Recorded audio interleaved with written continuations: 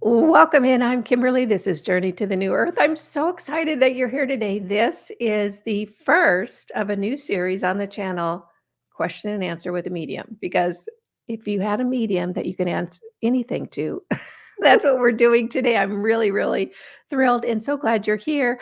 Welcome in, Austyn Wells. She's our medium in the hot seat tonight. Woohoo! Yeah. I want to tell you all, I'm so thrilled you're here and we're taking questions live. Now, I did get some questions in from the Sunday morning email newsletter. Oh, we just lost Austyn. I guess we'll wait for her to come back in. We do have some questions that came in from the Sunday morning email newsletter. So those are already existing. But if you have questions, go ahead and put them over in the chat on the side right there. And she's back. And we'll go ahead and try to answer as many questions as possible tonight. We'd like to kind of stick to general interest questions. We may do just a couple personal mediumship questions depending on how things go. But anything you have to ask, this is your opportunity. We're going to go for about an hour. We're going to cover anything. And I asked Austyn, is anything off limits? And she said no, she's fine. So I'm tickled about that. And there's one more thing I want to say. I've been waiting all day long for a FedEx package. They tell you 6 a.m. until midnight, make sure you don't leave the house. I haven't left the house. I have to sign for it. It's something I need. It still hasn't come. So there may be an opportunity here for me to run out and get my package in case that happens. Austyn will take it away. We're not worried about that. Okay, let's see. We have Ontario, Canada, Sonoma, California. That's near you, Austyn. Not too far. Greetings from Colorado. Well, let's start with the first question that came in from the email newsletter list that I have, and it's a good one. The question is, what do the terms old soul and new soul mean, or old soul and young soul? If we're all sparks of the divine, aren't we all the same age? Oh my God. Okay. Love the question. Who's the person? Do we have who wrote it in? I didn't put the names in. Yeah. It's okay. So brilliant person who submitted question 1. We'll just start with that. It brings up a lot of really good points. Just that question alone. There are, I sense, many places that we can go in consciousness. Earth is one of them. So when there's a talk about an old soul or a new soul, I don't think old and new necessarily reference the amount of times they've been on the planet. I think it references the scope of wisdom that they are seeking in the life that they're experiencing. For instance, because otherwise there's a lot of judgment about this. Yes, it's absolutely correct. We're all of the same vintage, being divine sparks. But if you could understand the idea of a soul family, a group of souls that come in on a regular basis to work through certain pieces of karma, the roles are going to switch and change. And just because that family might be incarnating and reincarnating, they may need to switch the roles that they play in order to expand the awareness and the growth of their own soul. So someone this time might be a new soul or come in as more of an innocent to complement those that are in the soul group, but it doesn't mean necessarily that this is their first time around the planet. Because when people come in with innocence, they oftentimes have extraordinary gifts to give because they're not coming in jaded. So okay. I think does that hopefully that makes sense. Yeah. And this is an example of channeling, actually, because Austyn might have answered it differently, but one of the benefits of mediumship is I listen. And that answer started coming in. I was like, I'm listening to this because this is not what I would have normally said. So that's from my own guidance team. saying that. And as like a disclaimer on the bottom, I do past life regression, I do soul retrieval, I do a whole bunch of ways in which I explore lifetimes with souls. So that's a great question to ask me because I have experience in that department. Okay. A follow-up question for me about, so if we come in as soul groups, Mhm. is the experience, let's say there's 7 members in the soul group, is the experience of one member informing all the other members? Well, one, I think a soul group probably could be larger than 7 people, because if you think about the ancillary people that complement it, it's kind of like a drop of water going into water, and it creates ripples upon ripples upon ripples. So there might be a core group, but yes, each person has a way of affecting others. There might be stronger triangulations where maybe 3 people are really more deeply in it, and then the other people are almost like constellations around. But where it gets very interesting, and it's a huge passion piece of mine, is ancestral cosmology and how things run in the family. And part of my passion with conscious ancestry is to not necessarily agree to what runs in the family, because in a sense, not in all circumstances, but in many circumstances, there's a degree to unconsciousness, or a degree of unconsciousness as far as what runs in the family. And when there's brought consciousness to it, you can look at addiction in this capacity. That it, once there's consciousness, it allows the soul group to shift and change, because the lesson that they're coming in to learn can be absorbed and put into place, so future generations don't have to continue that same idea. So you, all of you listening, are so powerful, because if you can take on board something that runs in the family, you not only shift and change your own life, you not only positively affect the future of your family, you actually heal the past. So those that have had the pattern before, there's healing that goes backwards, because time is not past, present, future only linear. It's multidimensional. Yeah. And I've heard that you can change the past. You can. Yeah. Well, there's hairdos from high school that I wanna. There's also kind of an interesting concept, and I invite everybody to try this if there's something that feels comfortable to you. Give your future self, or your I call it the infinite self, but call it your higher self, whatever.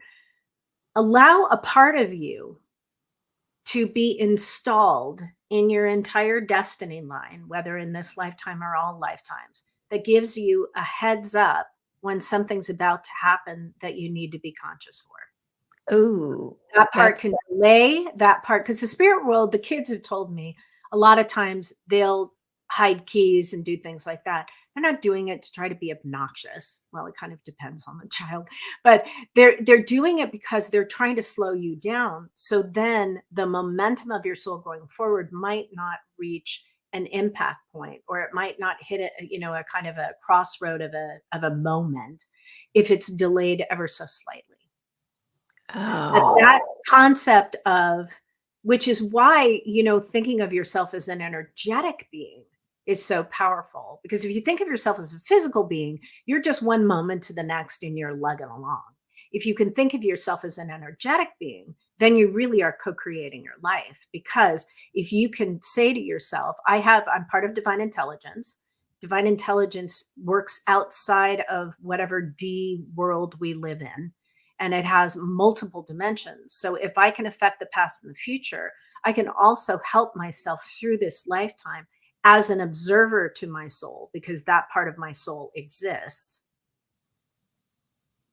And by saying to myself, give me a heads up. And it was funny, when I installed that into my timeline, I took a moment to think about it.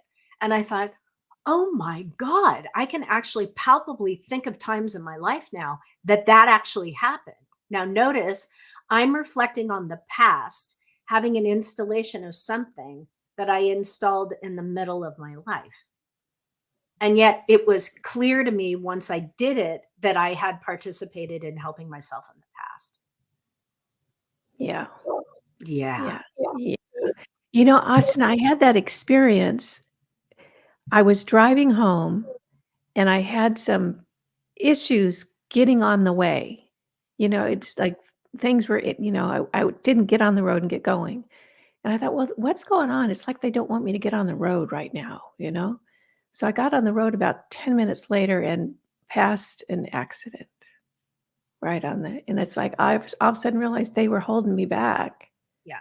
you know, just like chill out, Yeah. you know, we're gonna It's interesting. but it's a very different agreement when you step into the reality that you are supported in every moment of your life. That's a very different agreement. That's not what our human being wants to believe, because that part of us wants to think that life happens to us. So then we're constantly just it's like a bad volley match where you're the tennis ball and you just want people to stop knocking you in different directions. Yeah. When you can agree to life happens for me, then it's a co-creative process. By co-creation, I mean you're working with the divine, you're working with all the different elements for the why that you're here. And then if you are trying to push and make something happen and it's not happening, energetically, you really kind of have to sit with that moment and ask, is it me that's trying to be this force that's demanding that this be a change? Or is this resistance that I'm feeling? Like, what is that resistance? Is it teaching me something that's like demanding that I be tenacious and move forward?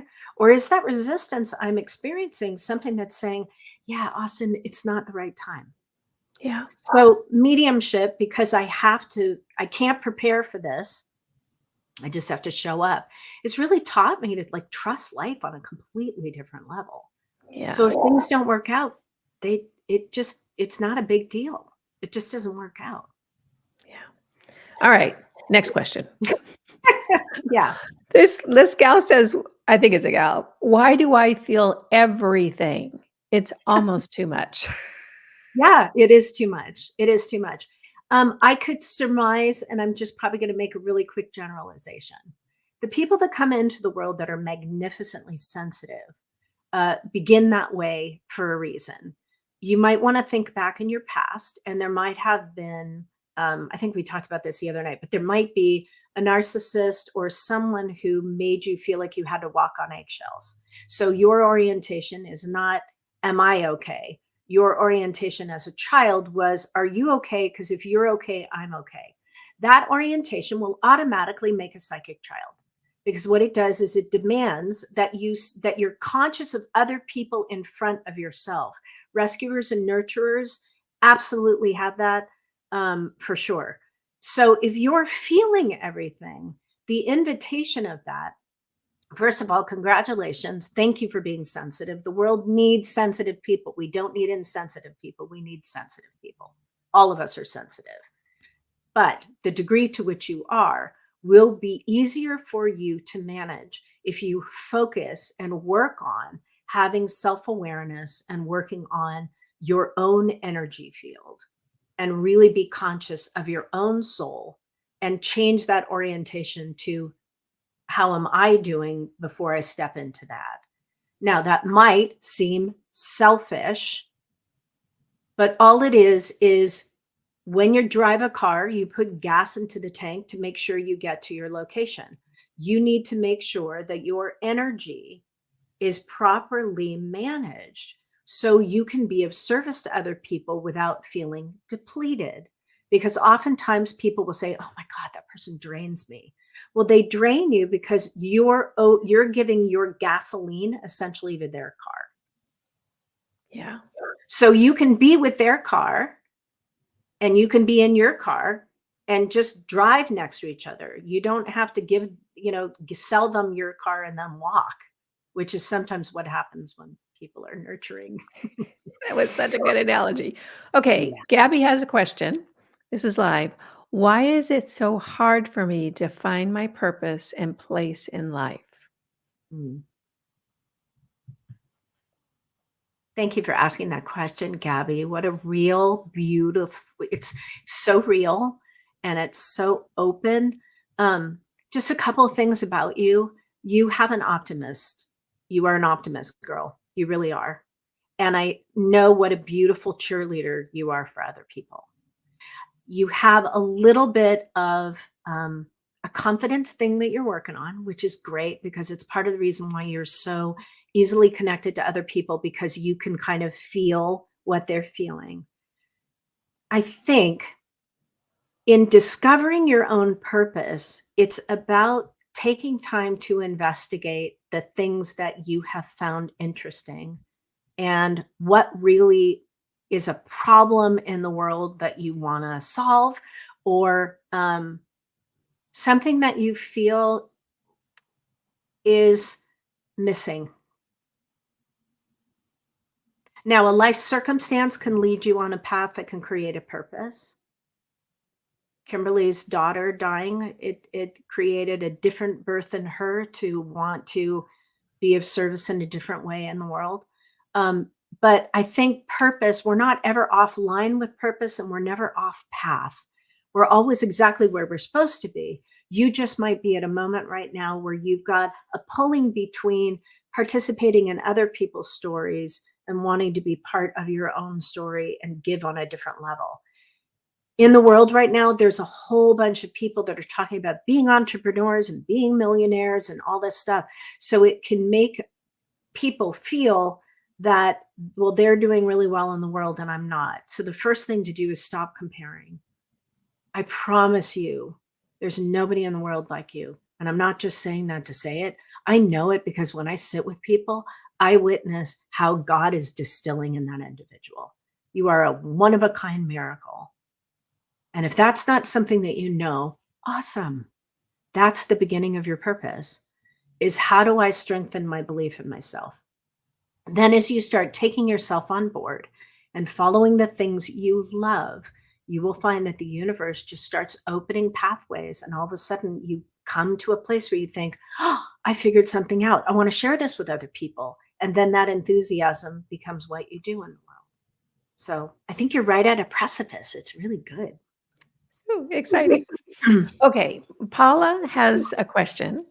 She says, my friend Joe McDaniel passed a few years ago. We were very much in love. Any messages from him?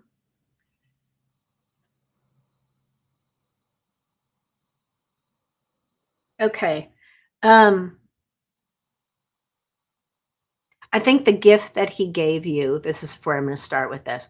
The gift he gave you was having you feel seen.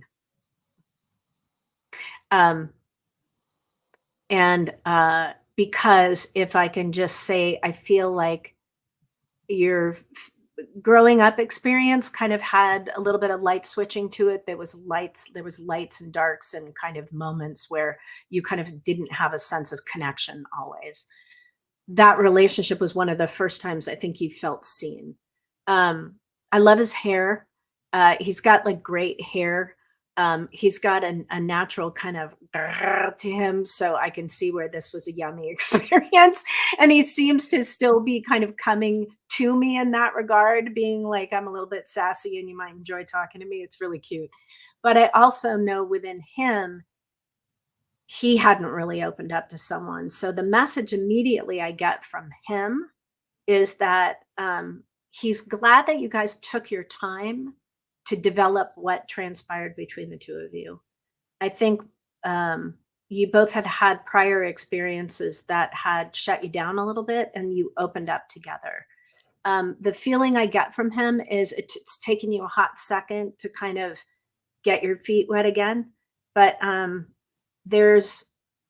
feel that you're loving again and opening your heart to love. It feels like with a pet.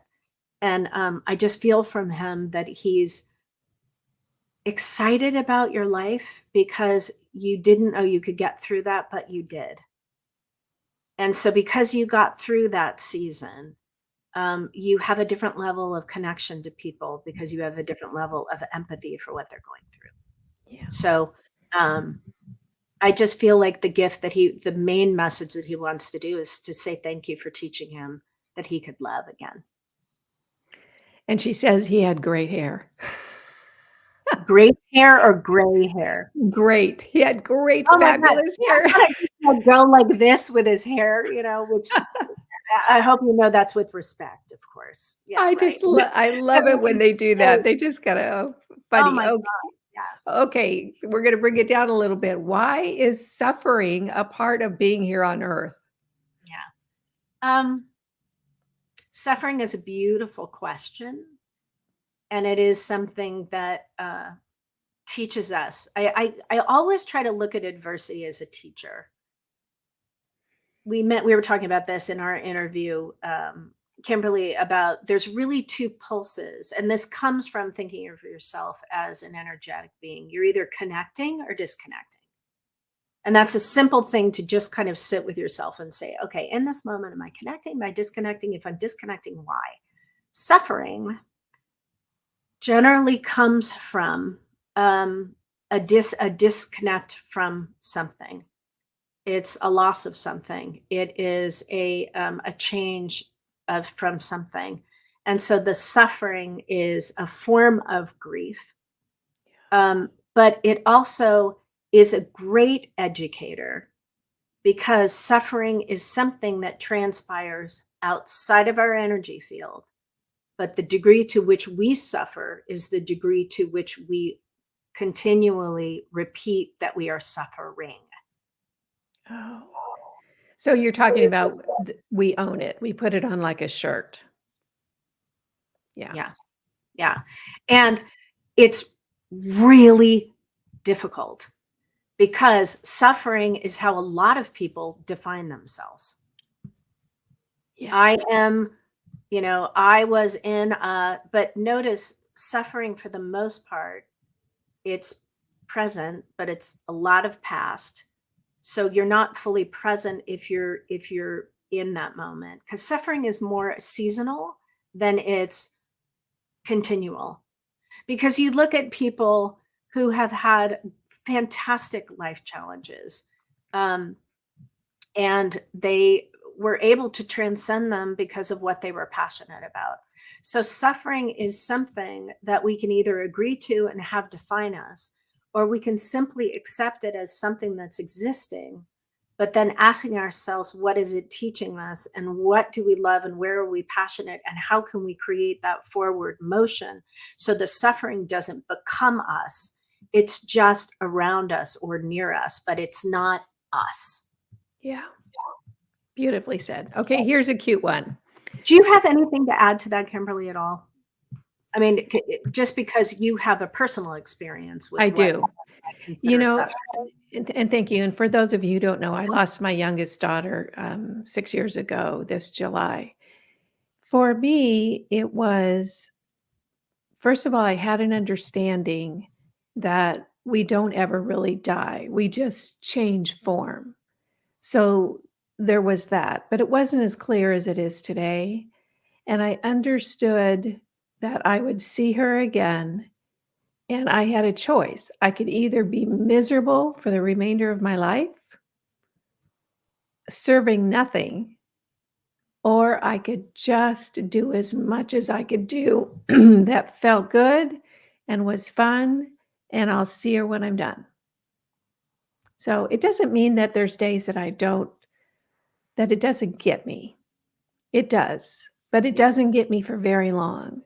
And it definitely, where it was extremely painful to walk through, it never took me down completely, just because I had the knowledge. I think understanding that earth is just a reality, it's an experience instead of it's all it is so important. And that's where the gift, and thank you for sharing that, because you have such inner beauty, and your listeners are so fortunate to have you because you care so deeply about everything that you're presenting.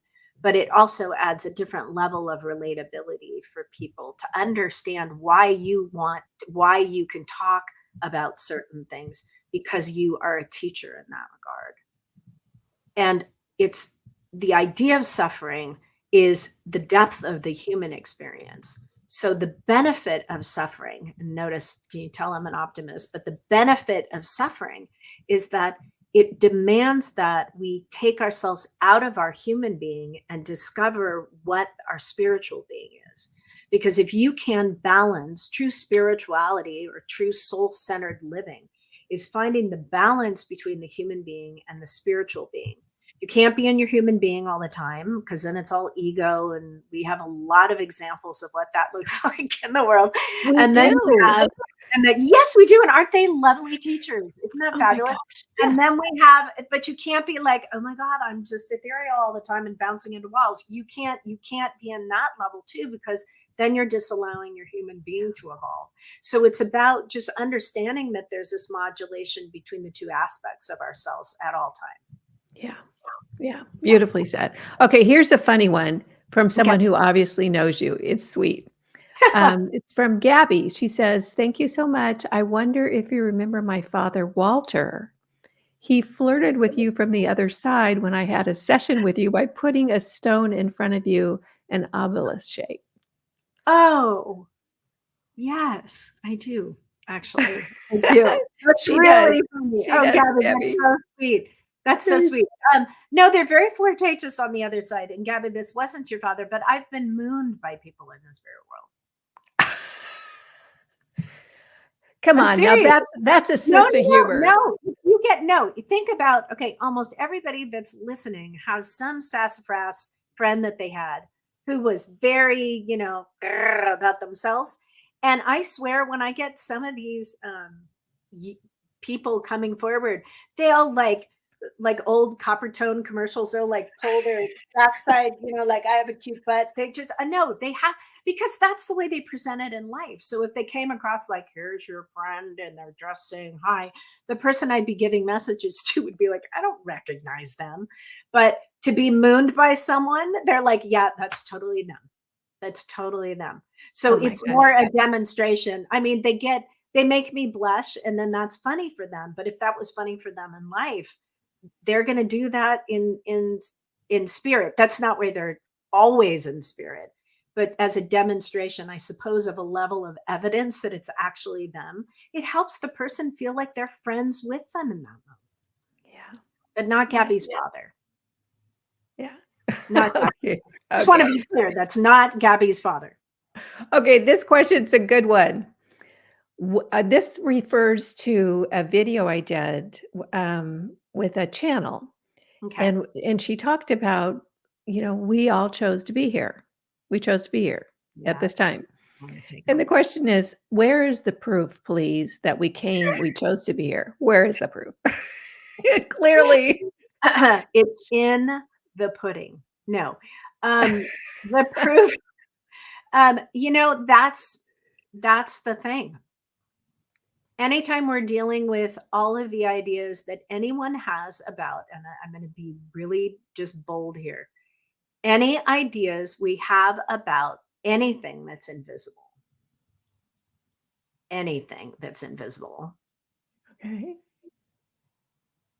who knows? Well, Who knows? okay, the one that I heard that I really love was Regina Meredith. I don't know if you know who she is. I do. She said, "You can't stuff a soul into a body." I thought, that's a good point. You Yeah. can't. Yeah. No, but I think the proof is in your own investigation, which is why I think there's such a desire for people to have a personal spirituality now.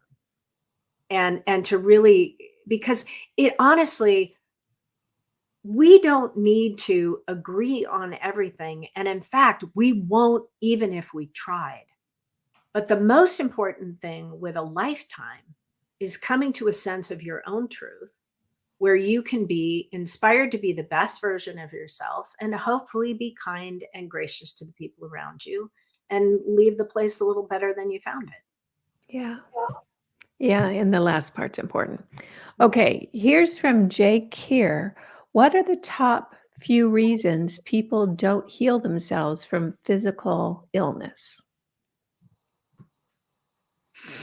That's a great question. Who is this? What's her name?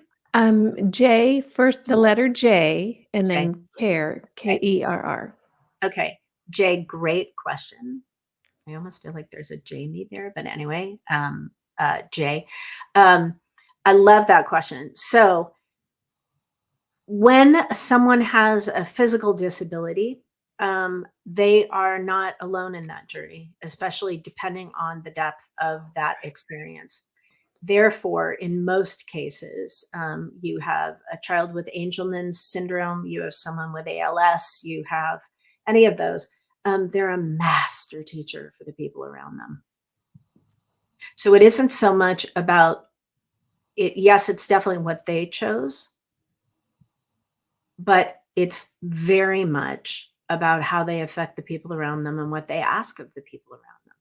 Yeah. That can be with levels of autism, that can be levels of Asperger's, that can be anywhere that, souls are a little different. I didn't want to say different isn't the right word, where souls express themselves in a very unique capacity. Let's say Yeah. it that way.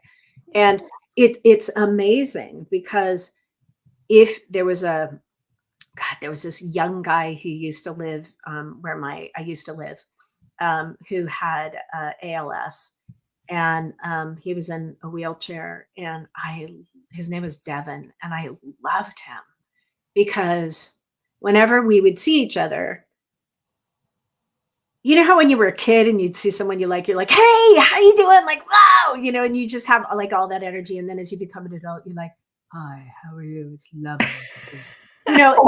So I have always been like off the scale as far as excitement when I see people that I love. And what I loved about Devin was Devin expressed so much joy that whenever we would see each other, because his caregiver would walk him around the complex, he would lose his mind when we would see each other.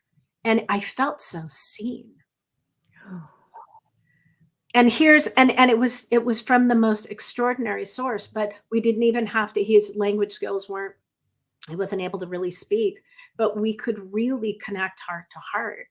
And he was an extraordinarily loving young man and was always in a good mood.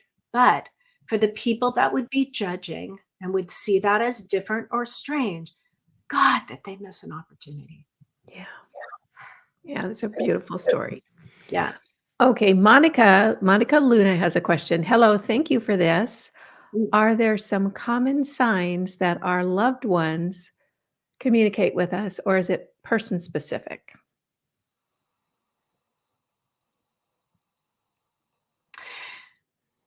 I think that there are lanes in which they communicate. They love music. They love anything with wings. They will call you back to positive things. And we need to give them more permission than just being a butterfly for their entire life. So the degree to which they show up for us is the degree to which we invite them in. And there is no limit to the amount that you can ask them to participate in your life. They can't make decisions for you. They can't tell you what to do because they've already had their life experience, but they can be present and are present. So anytime you think of them, it's like a text message to them. So how they come to us absolutely can be very unique depending on the person, which is a good thing, because if it was all the same, like it would just be the same. But the uniqueness by which the souls come through, I think, is extraordinary. And there really is no limit. I can't think of like one area where they don't communicate. I just think it's also calling us into the presence of our lives, because if you can't get a sign unless you're here. If you're depressed, and which you have all the right to be when you miss somebody. But if you're like you're out of time, if you're not present, that's why they want to give you a sign, because they want to go, hi, I'm right here. Hi. Oh, I love that. Okay, that kind of dovetails into a question that was submitted.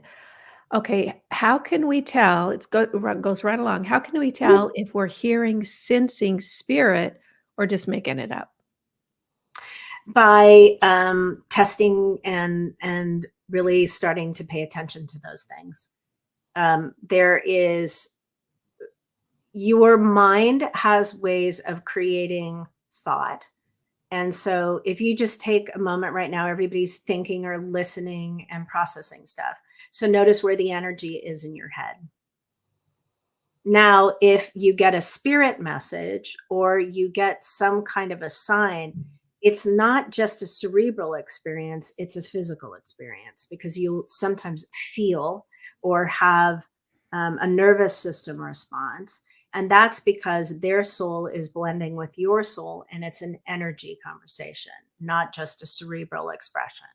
So, again, asking you to be present when you get a sign or a symbol, it feels differently.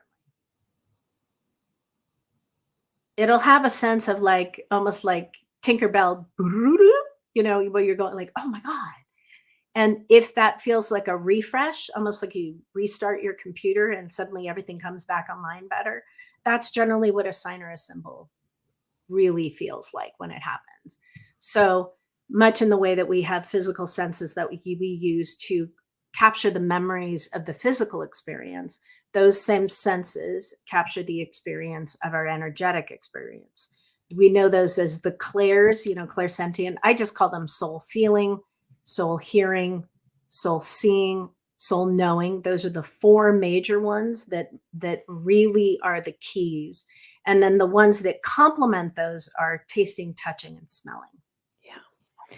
Okay, general question. In general, do people on the other side, or not in physical anymore, do they like to hang out with us? Do they like to keep an eye on Earth, or is it just depends on what it is they've chosen to do where they are now? Yeah. When people get together, when there's parties, when there's moments of challenge, they're part of your story. You are part of their story. So there is an interconnectedness. They're not off playing some grand golf game where they can't be interrupted. And there's no time frame, in my experience, that they're off limits or you have to wait a certain amount of time after they've passed. They're part of you. And it's not physical anymore, it's energy. Yeah. And when we think of ourselves as energy, we can be in multiple places at the same time. You can be listening to me, you can be fixing dinner, you can be listening to kids in the other room. You can literally multitask on such an extraordinary level.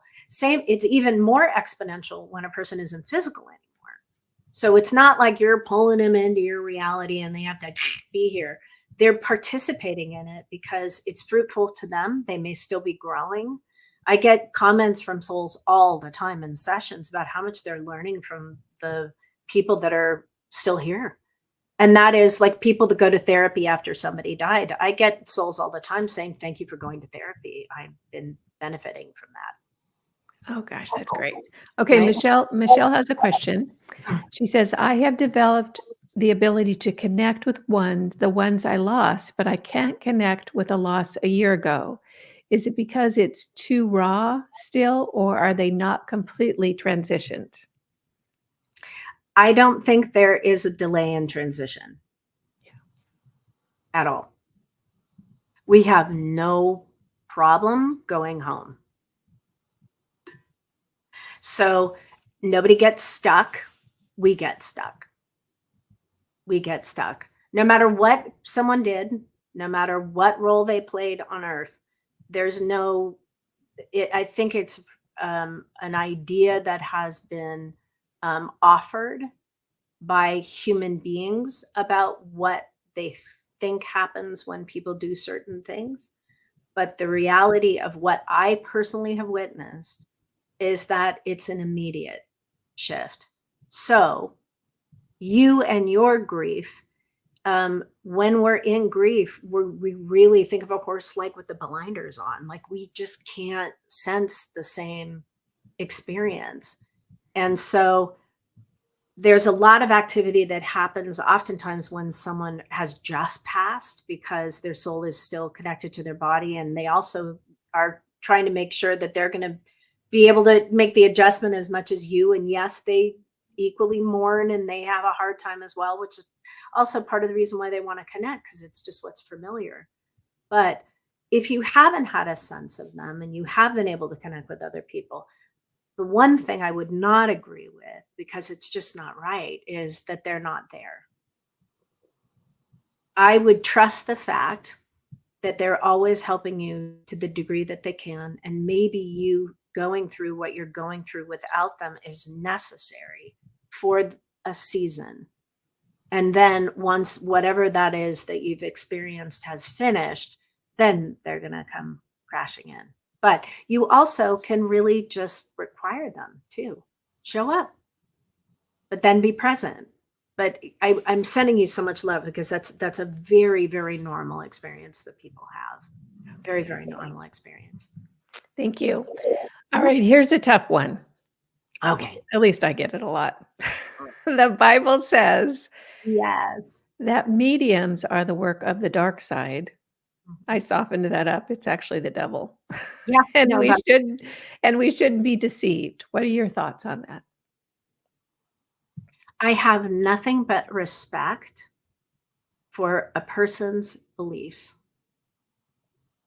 If the listening to this information brings up that kind of peril and fear of betraying in your faith, then please do yourself the favor and the honor of honoring how you feel and taking care of yourself and extracting yourself from places and spaces that inspire fear.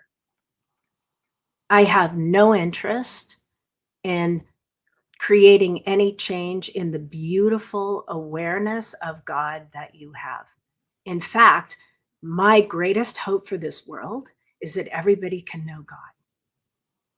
So if God is speaking to you in that regard, and I am the wrong person to listen to, then please listen to God and trust that this isn't something that's fruitful for you. However, in the same breath, can you find within your own soul, and this is the task of all of us on the planet right now, to be in a place, in a space where we can allow others to be fed by food that maybe isn't fruitful for us. Yeah. So So beautiful. we can all exist at the same time. Yeah. We really can. So I am so grateful you asked that question. I think it's fantastically brave, and I have nothing but respect for you. That was so beautiful. Thank you. Catherine, let's see. Heaven Murphy. What a great name, Heaven Murphy. Oh, Heaven. Yay. Hi, Heaven. Yeah. Could you talk a little about what suicide says about a soul's path? Yeah. I think suicide is, okay. There are multiple destiny lines within a person's soul journey. They're called the exit points. Many of you, I've experienced one where you kind of get the sensation of like, oh my God, that could have gone in a completely different direction, and it didn't. Maybe it was a car accident, maybe it was whatever it is. Those exit points exist because it's something our soul is understanding.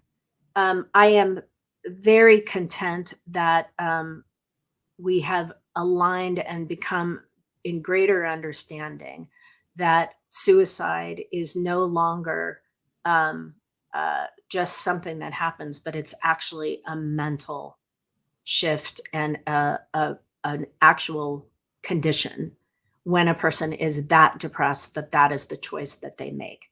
That to me is necessary for us all to respect. It's not just someone giving up. It's a place and space that they have accepted and taken on board, and an absolute destination they've arrived in where they feel so disconnected. So remember, there's connection and disconnection. They feel so disconnected that that's the only choice that's available to them. I have never had a sense that the souls receive judgment for that, because it's just a decision. It's a very extraordinary decision. And I can also speak personally because within my family, we had a suicide attempt where the individual was in a coma for 18 years, and it deeply affected my family. I feel we need to be extraordinarily compassionate and understanding to a soul who has gotten to that place, whether they're fully in their awareness or not in their awareness. But also having spoken to many children, unfortunately, because there's been a little bit more of an epidemic of this in the last couple of years with kids, which is just like, they're the hardest sessions by far, is how often that they just are very almost immediately aware that they had other options. But in that moment, they don't know that they have them. And they don't know that there's any moments beyond the moment that they're in. So all I can say is you all are present because you are feelers and you are compassionate individuals, and you have curiosities about what is beyond the physical. If you ever are aware of someone who is in that place where they are that disconnected, the best thing you can do is talk to the individual or talk to the individual. The real sign to know when someone is serious about suicide, I'm just going to say this because it's the right place to have the discussion. And this is not coming just from my mediumship. I have multiple certifications as a grief counselor because I had to understand death and dying profoundly. With suicide, if a person is really talking about how they're going to do it and the way that they're going to do it, that's something to take very seriously. There's a difference between someone talking about it as just like something, but no matter what the discussion is, listen, be present, because if that person is in a field of disconnection, they need connection. Yeah. Beautifully said. Thank you. Yeah. Jennifer Fisher has a fun one. I see 1111 and 111 daily, multiple times a day. What's going on? Yeah. So the spirit world, and I notice the spirit world, the bandwidth in which our ancestors are in, but other dimensions that can be guides and can be angels or can be ascended masters or, lots of different people you can talk with. Think of the universe as more polytheistic. So more or less there's the opportunity. It's all God, but it's different expressions of God. So if you think of the Greeks and the Romans, they had multiple gods, but they were like distilled gods. Like there was a God for this and a God for that, but it's still all God. So anyway, when you see those signs, it's the universe talking to you. So I'm not going to try to define what the 1-1 or the 1111 is. You get to do that. And that's the fun. So the good news is they're talking to you. The next level is to notice what the coincidences are. I used to travel, well, I still do, but when I was traveling a lot for my work at one point in my career, when I was really starting to do opening ceremonies for conferences and travel around the world, the United States a lot, I was seeing 444 or 4444 a lot. And it became, I thought at first it was my dad's energy coming through because he was the one person I could align with in the spirit world. I'm like, he's my guy. But then as I started understanding the depth of connection and the depth of support I had, I realized that 444 for me was knowing my guides and angels were with me, that there was something really extraordinary that was in play that was about to happen. And then I would just take notes about it. And see how many times I saw it. So get curious, become a detective, and figure out like why it's showing up. Yeah. I always feel like when I see that, which I do often, it's like, you're on the right track. Yeah. Good job, girl, or you're doing it. And a great harkening back to the question about signs, which is what you just said is I get this feeling like I'm on the right track. So it's not just I'm seeing numbers on a license plate. I'm getting a feeling of, oh, yeah. So it's creating an energetic response within you. So when that happens, be curious about why. So Yeah. yeah. Okay, here's another tough one. Another Yay. tough question. This is from a viewer that sent this in. My question is about transgenderism. Mhm. My 19-year-old son has been injecting himself with cross-sex hormones for over a year now. Mhm. It is devastating and traumatizing to me, yet I understand we all choose our life lessons, and this is what his soul has chosen to experience. Yet it's tough for me to deal with as a human, and I can't figure out if this is how society has programmed him or if this is something that is meant to be. Yeah. Such a beautiful question. Such a beautiful, beautiful question. Let me answer it from this perspective. If we can go back to the example of Devin, who was the guy in my complex when we were talking about people that come in different physical expressions and the gifts they can give to people. With the dualism that is presenting in the United States and the world, we have a lot of judgment about things that are different. I am aligned with an organization in Palm Springs that's called HRC, which is Human Rights Campaign. And my neighbor, who is the representative for Palm Springs, has been going to Washington, D.C. and becoming aware of what the bullet points are for HRC going forward. There are so many hate crimes that are happening toward transgender individuals right now. They are the number one targeted group in the LGBTQ plus community. Your son is so brave. If that is the path that he's stepping into, where he wants to try to make a change in this world, he wants to represent a group that is very misunderstood.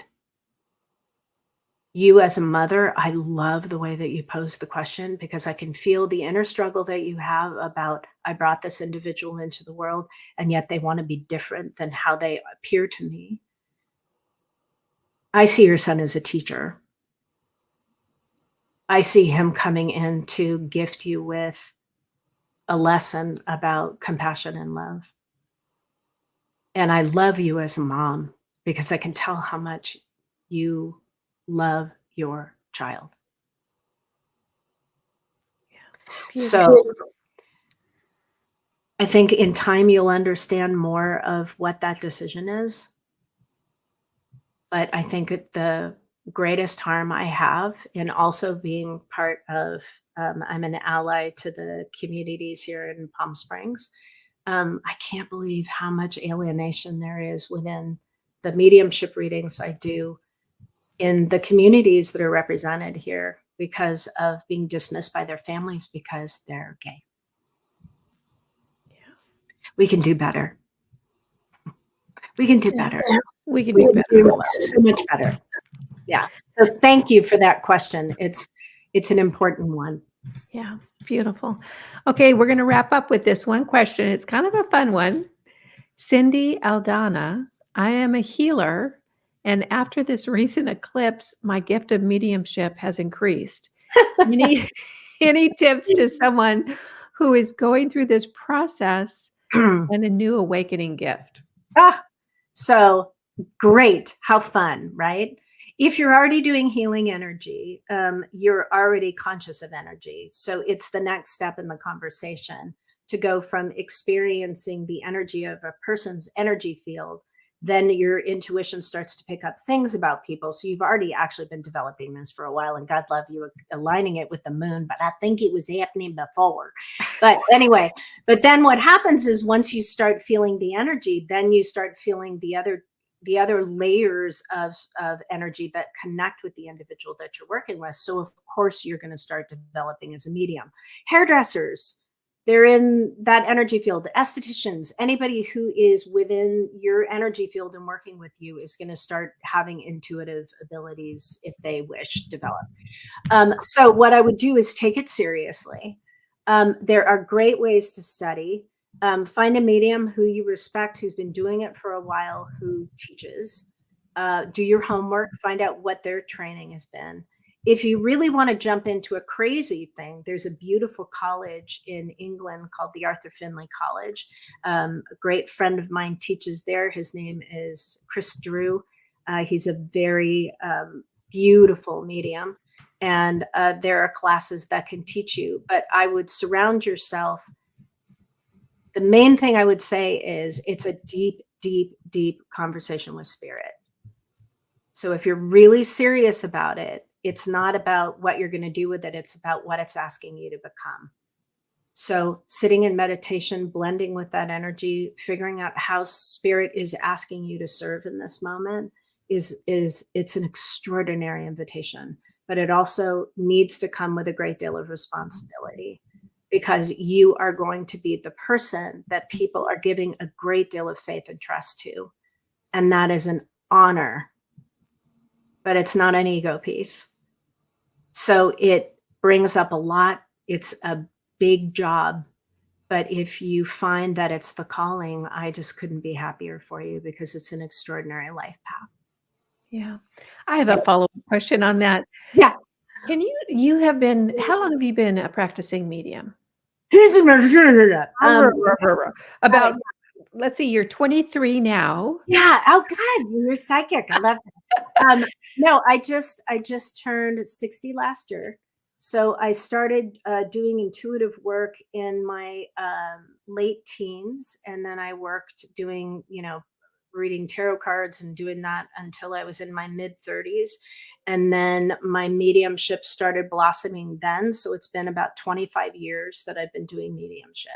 But my intuition and my energy healing and all of that was just added along the way. That probably predated the mediumship. How has I don't want to say skills and abilities, because clearly those develop over the years, but how has the experience matured for you? Because I would imagine it's very different now than it was when you were 28, 29. Yeah. I think the ego is the biggest part of it, which is why I was saying a little bit of what I was saying to the last person that had the question, because, it's kind of like, I understand people that, suddenly have this epiphany about finding God. Like, I totally understand why they're like, oh my God, I've got to share this experience with you. Because when you realize that there is a layer of something that you have access to that other people don't, or that's actually incorrect, that other people haven't accessed, it can be like, oh my God. And it can become an ego thing, because people will call it a gift, and people will all this stuff. It's not a gift. It's a perception, and it's something everybody has. I've just gone to the gym a little bit longer, right? But how it has changed is I have so much more integrity. I understand that reading people out of context is absolutely inappropriate. If that beautiful woman who asked the question about the Bible and God was someone that my ego, I was like, oh, I could see people with her, and I went up to her on the street and said something, how dare I? That is so absolutely wrong to do. On television, we witness it, but there's called non-disclosure agreements that get signed in the background, which is why they can do that. But to have the ability to read, you have to learn how to mature with it, because you can do it incorrectly, and it's really inconsiderate, and it's about you instead of about the person. So that part of it takes a while to figure out how to really modulated in the right way, where you're not just reading people all the time and being not having the proper respect and boundary for people and their beliefs, you know. But I think now that I'm also in the place where I am, it doesn't energetically affect me like it does because I have a better energy build and understanding of it. But it teaches, and then you have to also heal your own stuff, because the degree to which my own grief, or the degree to which my own lack of evolution hadn't grown, was a way that the spirit world couldn't really communicate with me because I wasn't realized within myself. So the more I listened and surrendered to what was coming through, instead of trying to interject and make it about what I thought, and just listen and let the wisdom come in, that has been the game changer. Because then it's easy to show up, because then I'm just a conduit between two energies trying to have a healing conversation. And then it's just fun because you're just part of something really miraculous. And you have a very cool job. I do. I do. I have a really fun job. I do. I love it. It's super fun. Well, Austyn Wells, thank you so much for joining us tonight. This has been lovely. How do we find out more about you? My website is austynwells.com, spelled like my name is right there. So that on my site, you will find retreats that I'm doing, and travel experiences I'm having, and classes I do online, and also ways that you can work with me individually. So, And I've been on one of her retreats. It was really fun. I love my retreats. They're very fun. Yeah, they're very fun. Thank you so much. And thank you everyone for joining us. If this was fun for you, and if there's someone else that you would like to have on the Q&A with the medium, make sure you put the name in the description box down below or in the comments below. And I will put all of Austyn's information in the description box, which I failed to do before the video, but I'll get that done really quickly. Thank you again, Austyn. This was lovely. Thank you everyone for joining us. Bye now.